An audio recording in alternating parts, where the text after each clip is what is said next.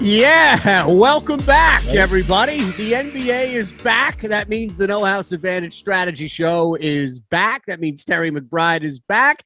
Tyler's producing. I'm here as well with you. We appreciate you hanging with us. You know the drill. The thumbs up button is there for you. The subscribe button is there to make sure that you're doing everything you can to be up to date on what's happening here on the Awesemo channel, the Odd Shopper channel as well, and then also the No House Advantage promo code Awesemo. You put it in, we'll match your first deposit up to $25. I know there's a lot of things happening right now outside of our world, our DFS, our betting world, even our own world here, but we appreciate you all hanging with us by all means and spending some time as we get right back into the NBA. Terry, I cannot wait.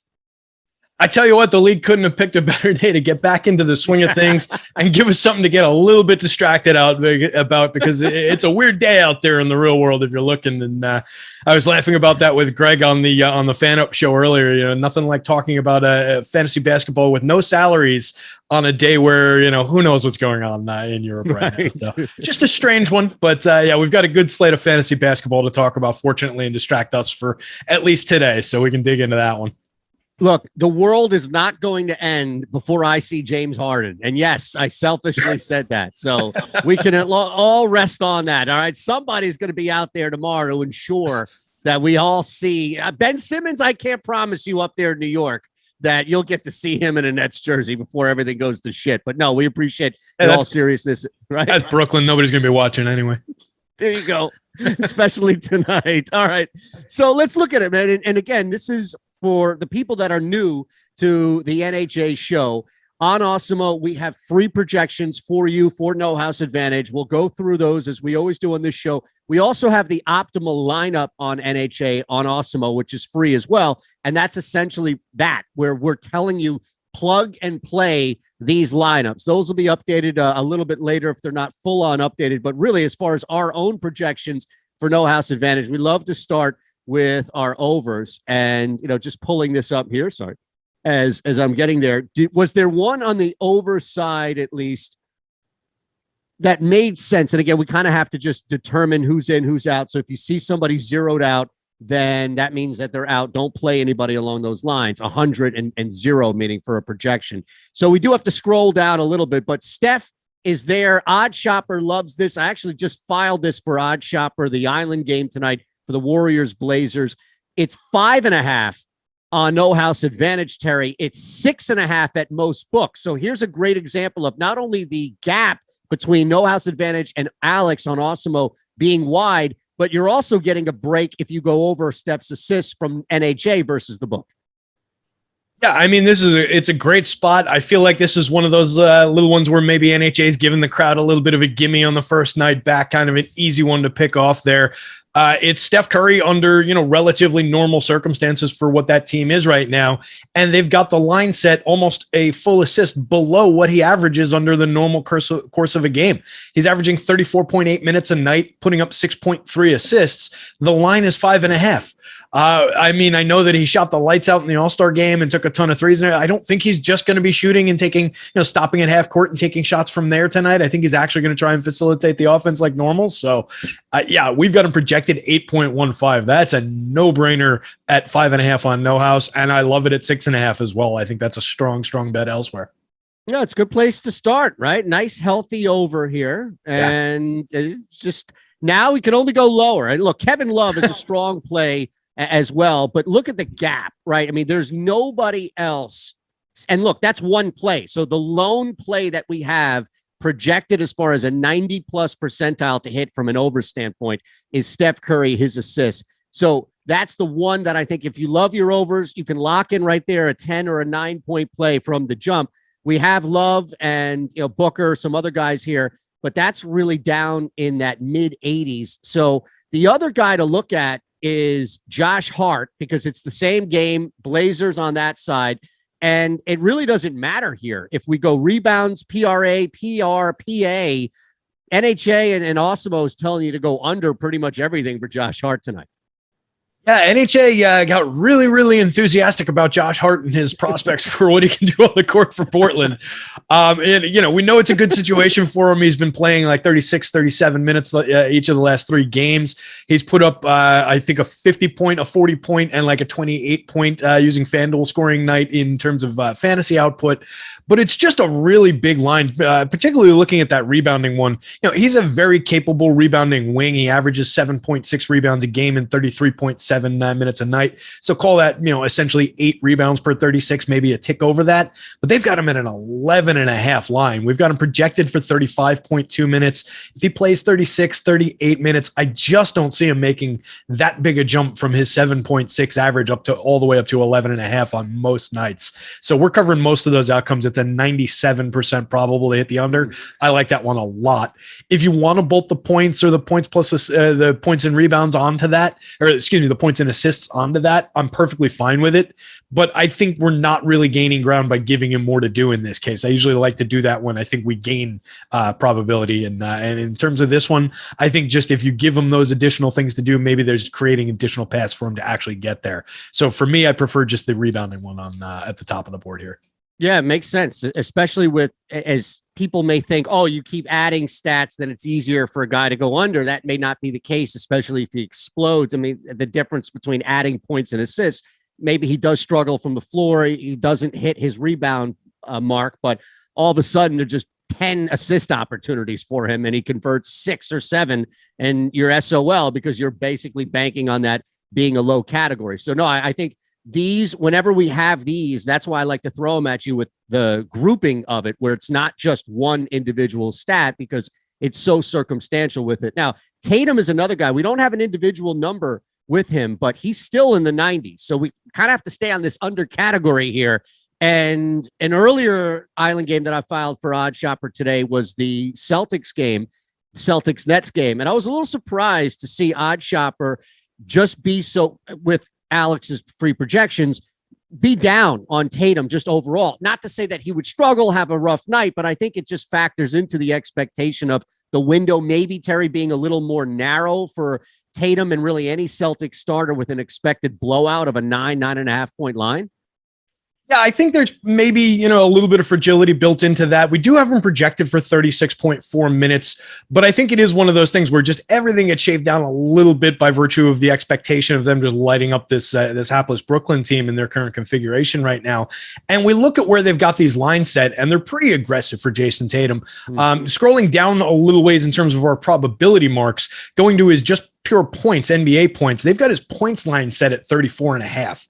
That's a pretty monster points line to set. We've got him projected for 26.21. He averages 25.7 NBA points in 36.1 minutes. We've got him extending his minutes by 0.3 over his average. So there's not really a major reason to expect him other than playing a bad team, good situation, pacey kind of a spot.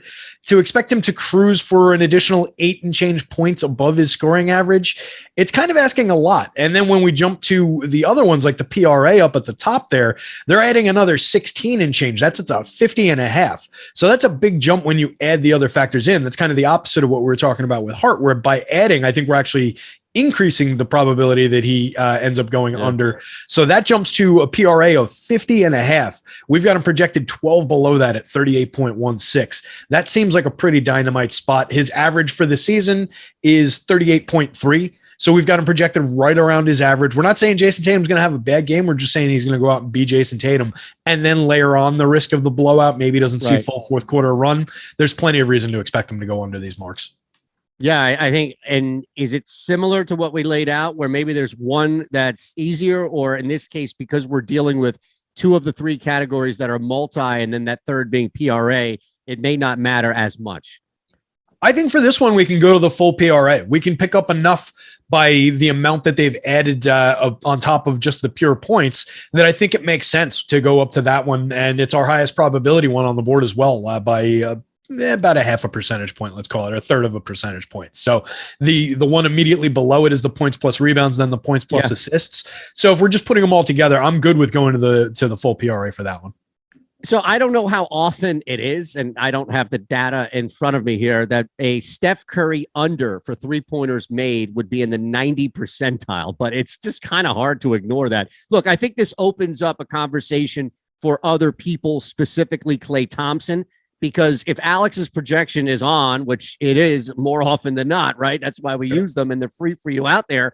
He's going to finish at 3.73, so leaning towards 4, but definitely not that 5.5 mark that NHA and the books are going to put out there as well, to be fair. So there's no break by any means on that. Man, even 4.5 would seem risky if you could get a break on that at NHA or a book. Looking at that projection, I don't know what's odd about this. Maybe it's just that we have him projected for 3.7 or that he's at 91% to go under his threes. Yeah, it seems a little bit odd that we've got him projected at 3.7. I mean, we're talking about one of the top shooters in terms of the attempts, in terms of the makes. He's averaging 4.6 per game for the season in 34.8 minutes, making 37.9 in what's been considered an off shooting year for Steph Curry. So there are certainly reasons to believe that he could go out there and make 5.5 of them. We just saw him make 16 in the All-Star game and what amounts to a 3-point shooting contest in that spot. But we do have him projected to go well under. He's averaging under. It's a situation where we've got him projected for around a minute more than his normal minutes. But it's another spot where I think this Golden State team can go out and just kind of light up this Portland team. So I feel like his minutes projection is the most fragile part of this, and that's going to have an impact on his ability to make those threes. He could make 5.5 threes. He can make that in the first half of this game in the right game script and if they just go down for him. So, I mean, it's not out of the question. I am a little surprised that it's at 91.4, but I feel like it's also a spot where they're trying to create a bit of a chasey line for people who want to, Steph's getting hot now. Did you see what he did in the All-Star game? Let me throw some picks. Let me throw some money at this increased line. So it's an aggressive line. I definitely would be on the under. If you asked me to top of the head it though, I would have been like, 75%. I wouldn't have said 91%. No, not at all. Does everybody forget Bobby Abreu? The man hit 50 home runs in the home run derby and hit like one the second half of the season. This is a Steph Curry night here where maybe it's just, they say, right, the calcium buildup in your arms there when you're swinging the bat so much. Right, maybe he's got that leftover from the All-Star game. He didn't get a true break. And you mentioned the guy took, 33s. So, my goodness, it does stand to some reason here that he just wouldn't come out firing by any means. I know that it's not directly reflected right here, and I don't have the specific over. I just know that we don't have anything below 90 or above 90% outside of that one Steph assist. But I would think if Curry is going to be at like that 3.5, 3.7, I'm just going to stay away from Andrew Wiggins just because of that stretch pre-All-Star game. Shouldn't this open something up for a guy like Klay Thompson and his threes to go over that? I feel like if they're going to blow Portland out, Terry, somebody's going to have to be knocking down threes at a pretty crazy clip. It makes sense. I like the logic of, all right, if this guy's not going to be the guy to do it, who is going to be the guy who's going to go out there and get that done for me? In his 16 games so far this season, Klay's taking 7.7, making 2.9 a game. Give him the idea of an uptick and potentially seeing more. There's not really a on-court situation that's necessarily going to create that opportunity here for him, but any given day, he could end up taking a few more than that. We've got him projected to make 3.61, which is slightly over the 3.5. Yeah, it's really tight in terms of making the actual bet there. If you found one where it dropped to 3, if you found one at 2.5, I think you can smash it. If you found one where it dropped to 3, I think it gets a little bit more interesting. You claw back, maybe up to above 60%, and then maybe you can get there. So that's one where I think, on the narrative where he takes a few additional looks at it, then he could maybe get there for you. But the 3.5 to a 3.61 projection is a little tight. It is. And when I see Alex's projection, it kind of reins me in a little bit. Look, normally for this specific prop, I try to give it to where if a guy, I need enough attempts to where if he shoots 40%, then he can hit that prop. Like, give me enough attempts. Klay is one of the few people on the planet that and this is probably like negative EV thinking, and I completely concede that ahead of time. But Klay is one of the few people on the planet that you could be like, all right, maybe he's one attempt shy of that. But then looking at the projection, you're right. So we are kind of stuck in that realm there by all means, because there really is no wiggle room there. I tried. But by that same token, it's not totally flawed thinking in the fact that you're going to a shooter. And the only way I like to do something like that is when I'm going to a shooter who would then have a green light. He goes out there and makes 3 in a row. He's got a green light to shoot and take 20 shots at it throughout the game. Like, that's just the situation in which these guys operate.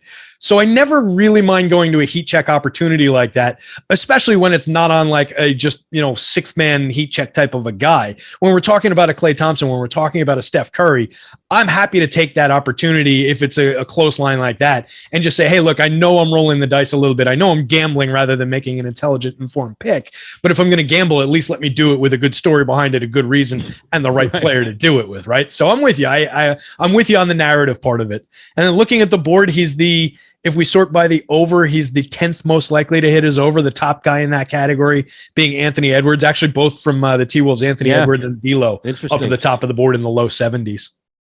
Yeah, so the 3 guys actually that are in, and we'll push Levine back just for a second here, but I'm just a little, and look, this is great. I'm a little surprised that, and I know that he struggled and he's been inconsistent. D'Angelo Russell also was injured a little bit, came back, and that whole volume thing hasn't quite been there. But Minnesota just jacks so many threes each game. I'm a little surprised that NHA has both guys at 2.5 and not at least one of them at 3.5.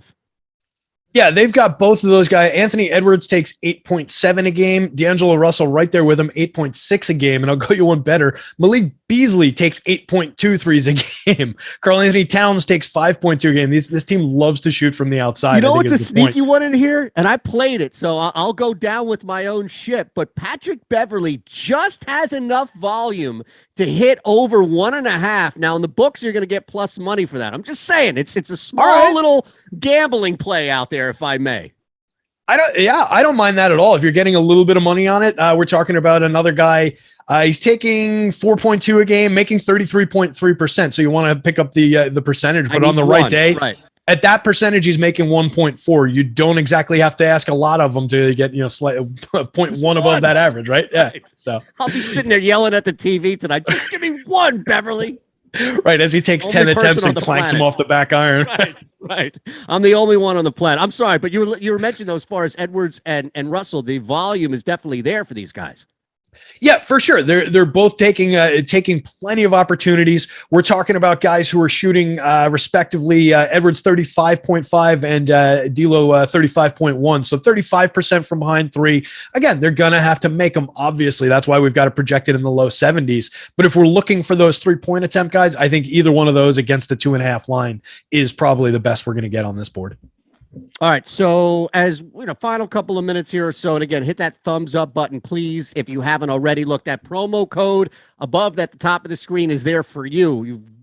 Now we've built a pretty hefty ticket here of 10 down to 7-point plays, bouncing around with some others. So you have the meaty ones at the very least. You've got the big ones that are going to return a lot of points there for you. Use that promo code Awesemo. You sign up for No House Advantage. You can see how easy it is to jump in here. All of these different categories, as Tyler is showing you, for each name, there are tons of different categories. And if you're overwhelmed by all of these different things to play, then just go on our own site, Awesemo. We have it there free for you. Our whole projections there. We do have that Kevin. Sorry, I'm sorry, Terry. Oh no, I was just agreeing and pitching in on the plug there. It just makes it easy grabbing those lineups. If you have 2 minutes, you can go to that optimal lineups page, maybe skip to the second page so you're not copying the exact same ones as everybody else. Grab the lineups, drop them into a CSV, upload them. It's less than 2 minutes. You can do that in 1 minute without even thinking about it. Just enter the lineups. It's that easy to win money on No House with our tools. You will never, ever, ever have to email Terry McBride asking him what happened or what went wrong or if this thing's not up with our optimals. That's right. They'll be locked in there. So let's look at Kevin Love, a couple on the way out. These are 81, 82, depending on that range, percentile ones. We've got Love with his PRA and at a 19.5 number on No House Advantage. And then back to that assist category with another scorer here, Devin Booker, where that number is 4.5. And that's a pretty decent gap that Alex has with his free projection. Yeah, I love Devin Booker. I wrote about him on the site today for the other DFS sites. I love him in all situations with no Chris Paul on the court. I in my paragraph introing that pick, I basically said over the next 4 to 6 weeks, you're going to hear a lot about Eastern Europe, and we're going to hear a lot about Devin Booker for NBA DFS players because that's how long Chris Paul is going to be out for. It creates a massive opportunity for this dude. The usage goes way up. It goes from 31 up by like 4 or 5 points into the mid 30s. His assist rate ticks up from 20.2 into about 29%, which is where this one comes from. We've got him projected at 5.99 assists. The line's at 4.5, which is what he averages under normal circumstances with Chris Paul on the floor. Point Booker is going to blow through that. I'm actually kind of surprised we've only got it as an 81%er. It's where it mass out, of course, but I would have guessed higher if you had asked me. The Kevin Love one is also really interesting. That's just a low line. The projection that we've got on him is 24.54 on the PRA. That's essentially what he averages for the season. If we look at his seasonal average, he's at a 23.7 average in 22.3 minutes. We've got him projected right around his minutes average, and the line's only 19.5. So it's just a matter of kind of an inefficient low line that we can take advantage of there. And there is a little bit of opportunity created by no LeVert, no Darius Garland in that Cleveland lineup tonight. So it's just going to be more to do. A capable facilitator of a big man like Kevin Love could certainly pick up a few additional assists in this situation, if not score a few additional points, pick up some minutes.